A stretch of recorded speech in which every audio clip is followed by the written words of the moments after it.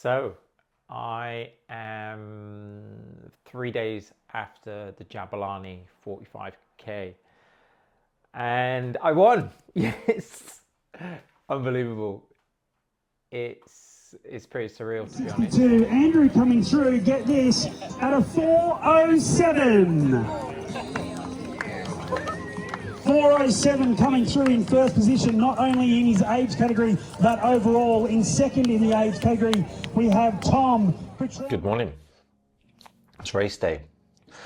Not how I planned. Wednesday, I got sick. I mean, really sick. Projectile vomiting sick. Probably don't need the details, but worst I've been in years, to be honest. I can't remember the last time I was ever like that. I just couldn't keep anything down. I was away on a work event, so it made it even worse, hiding in the hotel room. The joys of being a performer. I did manage to perform, which was good, and get through it. Whatever was in me got out.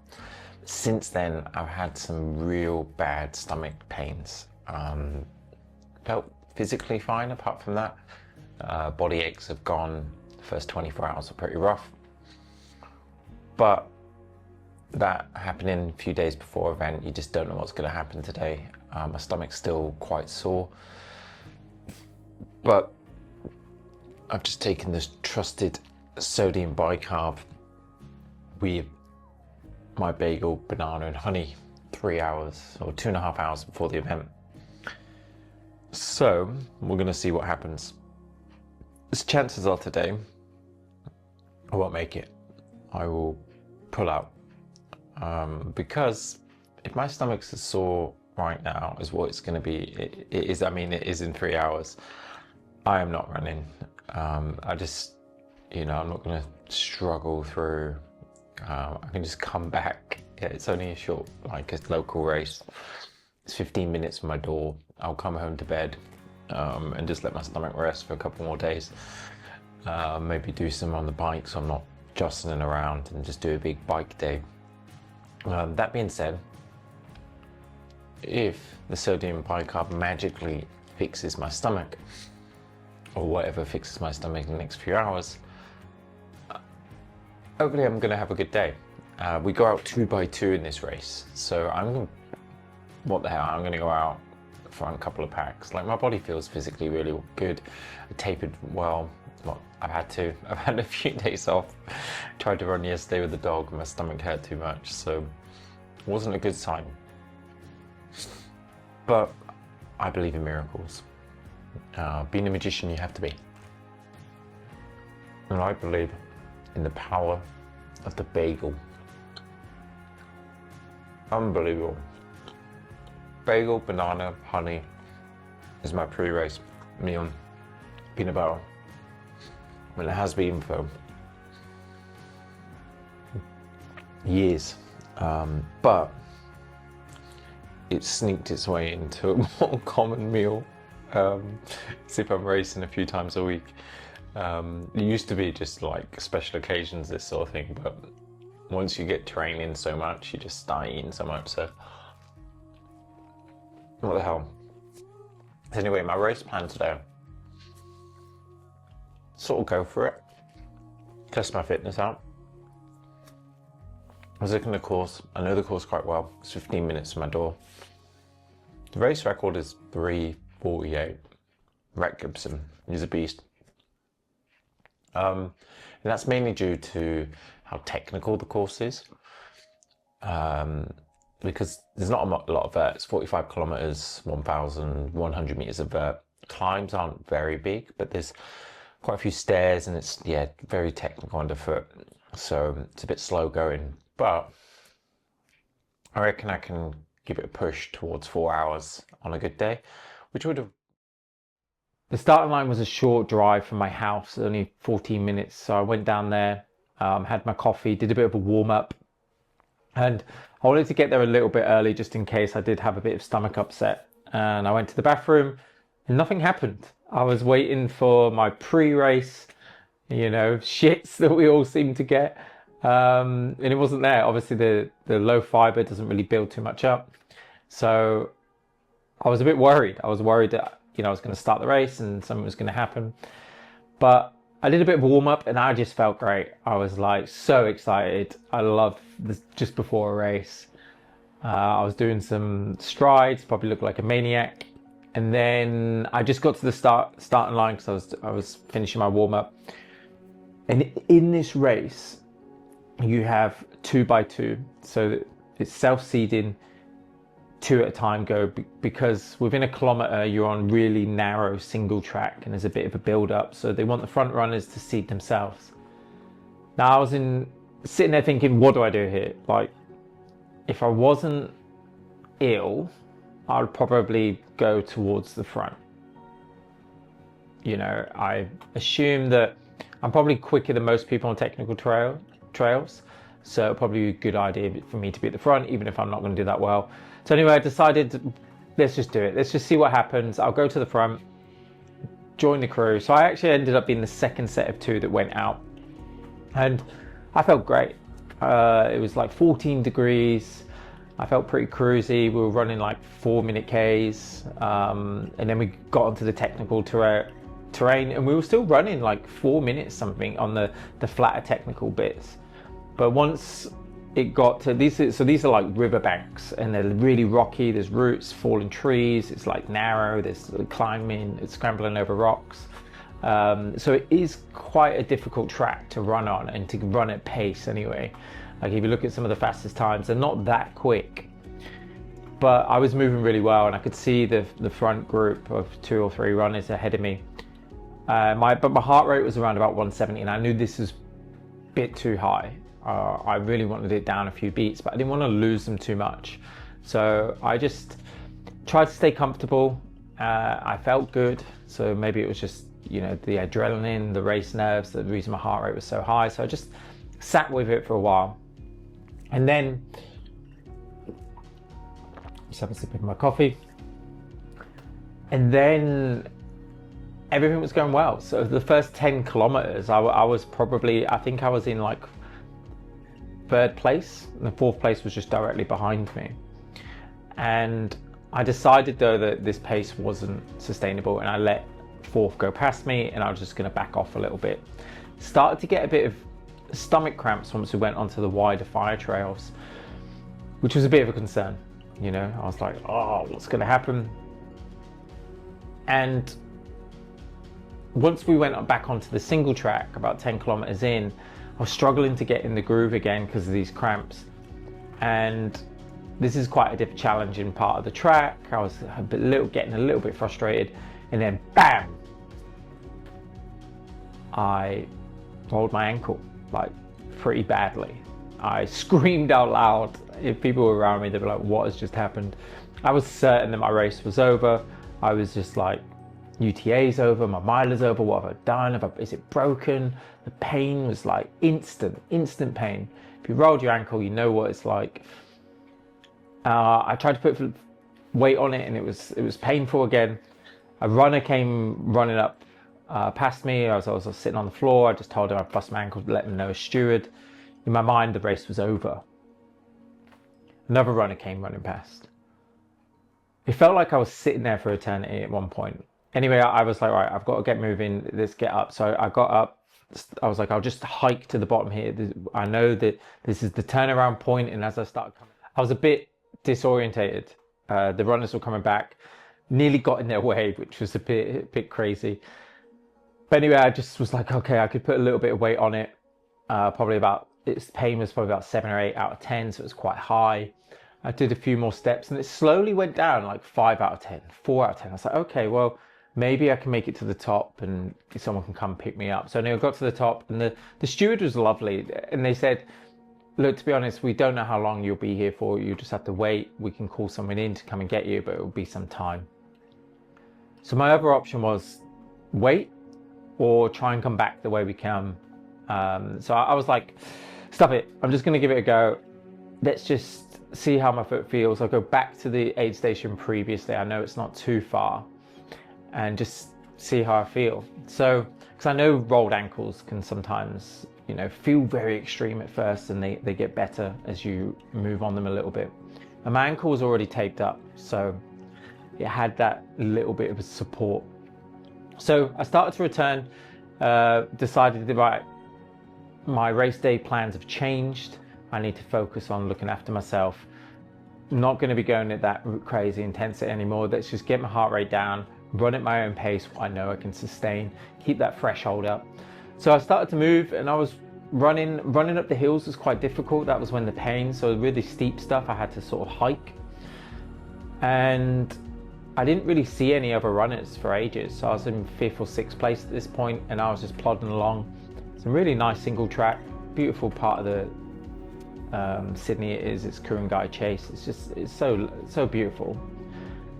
And I carried on going, and I knew that in about 12 kilometers we got to some flat fire trail for about 20k, which I was like, okay, well, if I can get to that, the risk of me rolling my ankle again is a lot lower on that type of terrain.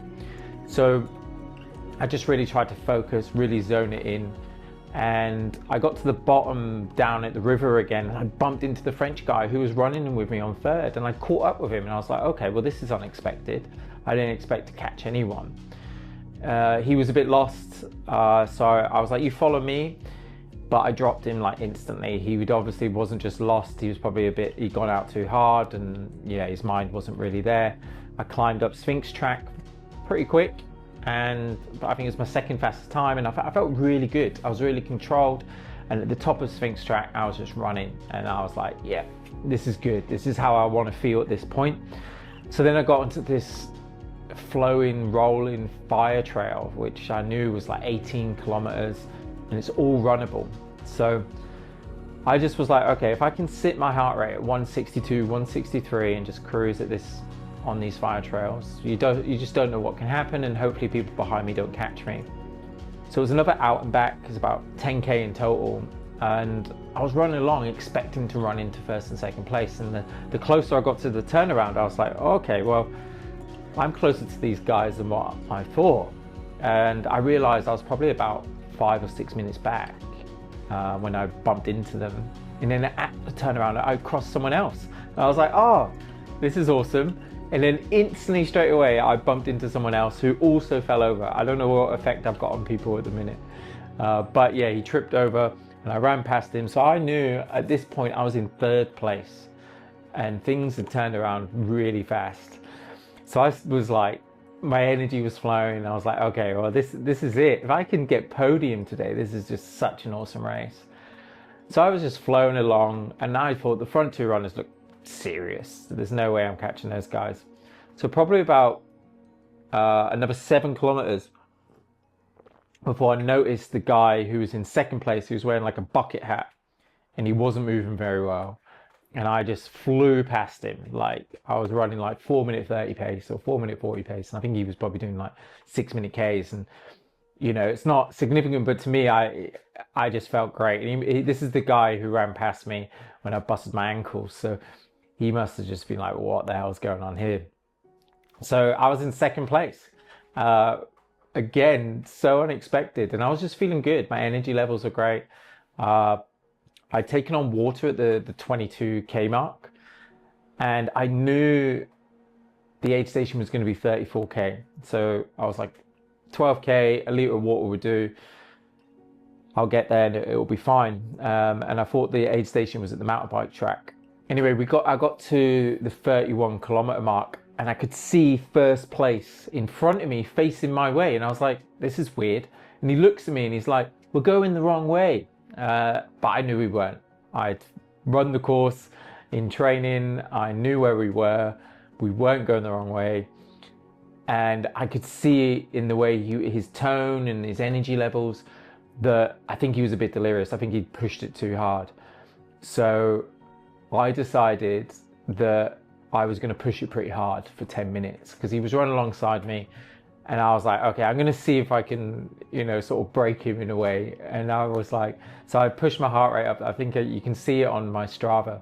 I went up to about 167, 168 heart rate at this point. So I did that for about 10 minutes up one of these steep climbs, and I looked around and he was nowhere to be seen. So I was like, I'm in 1st place. What is going on? I was like, how is this happening? So I carried on running. I carried on going. I was like, okay, aid station, 34 kilometers. And I got there and there was no aid station. I'd got the distances wrong. And I had no water. I'd used it all. I always drink it all before I get to the aid station. And I knew it was the mountain bike track at 34 kilometers. But it wasn't. It was the next climb at 38 kilometers. So now I was like, oh God. And I'm a heavy sweater, like 2 liters an hour. And I'm like, oh God. It's only 4 kilometers. It's not too far. It's not going to end my race. But it's these little mistakes you don't want to be making towards the end of a race. So I was like, get my heart rate back down. I'm in first place. There's no need to go crazy. So I started to just run away with it and feeling pretty good. So it got to about 36.5 kilometers. And it's close to the bottom of quite a nice climb, which I know I can run. I've done it in training a bunch of times. And then the guy in second place, another guy who's, God knows where he came from, comes flying past me like Usain Bolt. He was dancing up a hill like a mountain goat. And I'm like, how is this guy so fresh? And I can normally run these hills, but I just couldn't. I knew if I did, I'd be burning way too many matches. So I decided at that point to hike the hills. And this is a hill that I could have run, because I was like, if I make a mistake here, I'm going to lose second place and I'm going to lose the energy. I haven't had water in a bit. So I started running up this hill. I got to the top and the last aid station was with 6 kilometers to go. Now, I stopped at the aid station. I drank 500 mils of Tailwind and then took on 2 more bottles of Tailwind with 6K to go. It was the best decision I made in the entire race. That extra time of stopping slower on the hill, I didn't know at the time, but it's the reason why I won the race. Because I quickly recovered. At the top of the fire trail was probably about a 500-meter stretch and I couldn't see the guy in front of me. So I knew he's at least had a 3-minute gap on me. So I was like, okay, well, at least if I can hold on to second place, but regardless, I'm still going to go for it. The next section's super technical, the most technical part of the course. I know I can ride on technical terrain. I know the route, so I'm not going to get lost. People lose time by going down false tracks. There's loads of them down there. So I just started going. It was like game on. So I started running along the top of the fire trail, and you're running at this point to a lot of the 22K runners. So we're catching up the back end of the 22. And this is a narrow single track, really, you're dropping down into the valley here. So it's a long downhill, down some steps.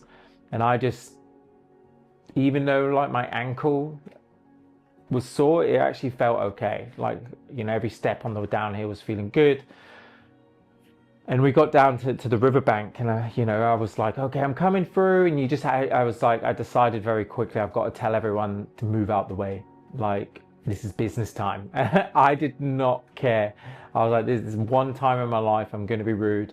I'm normally so polite, but I was like, get out of my way. Come on, please, beep, beep. Coming through. Thanked as many people as I could. And all of them were great. Every single person. The only people that weren't were the people who didn't know they weren't great. It was when they were either really inexperienced or they had headphones in both ears and they just couldn't hear me. And it was really frustrating. You're trying to catch up to first place and someone's directly in front of you in a single track that you can't go around because that side is a drop down the bank. And you don't want to scare them. So you got to tap them on the shoulder, and it was just chaotic. But I got better and better. I gave them more time. I started screaming just constantly. And again, at no point did I think I was going to catch him because of the way he ran up that hill. I was like, this guy's fast. Just over 1 kilometer to go. Really technical single track section with a couple of tree hops and I don't know, it's just chaotic. It's not really a track. I could see him 50 meters in front of me and he was wobbling a little bit and he'd slipped down the bank. Again, I think what he'd done is when he probably did the same thing to me that I tried to do the other guy and run past me at quite a big pace. He pushed it pretty hard. And I know now from talking to him at the end, I think he bonked towards the end because with 1 kilometer to go, I managed to just pass him.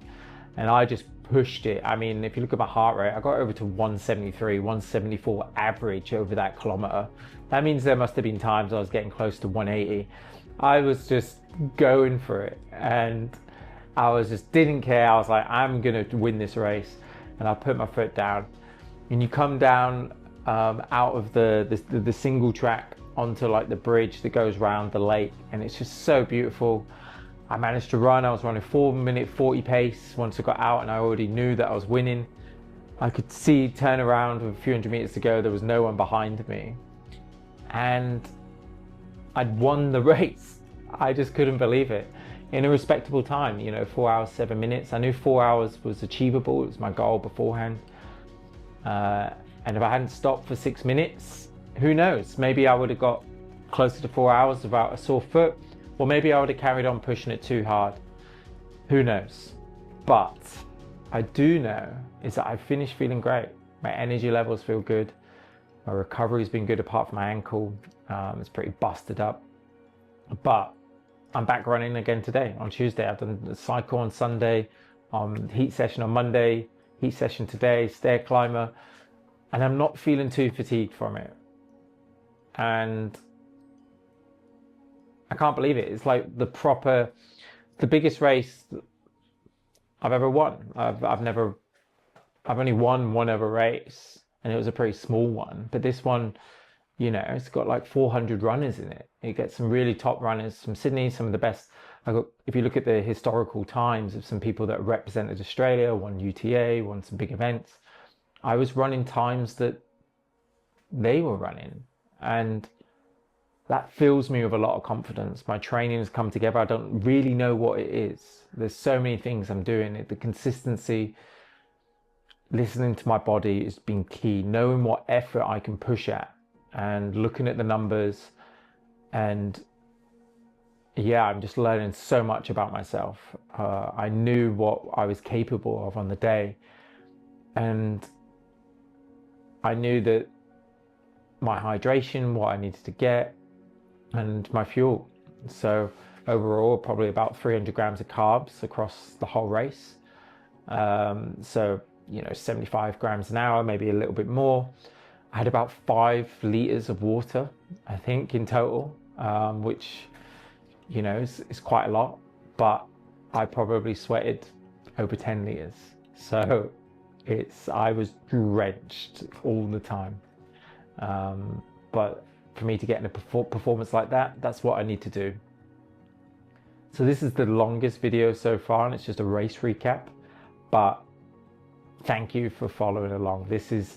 I'm so excited. We've got 38 days until UTA. My fitness is beyond what I could imagine. We still, you never know what can happen on race. You don't know what's going to happen from now to the race day, but what I do know is I'm fitter than I've ever been. I have a really good chance of getting top 10, which was a pipe dream. It was so ambitious. And if I get it, it doesn't matter if I don't get it. But this journey at all was just so much fun. I'm having a blast with this training. I'm training like a crazy person.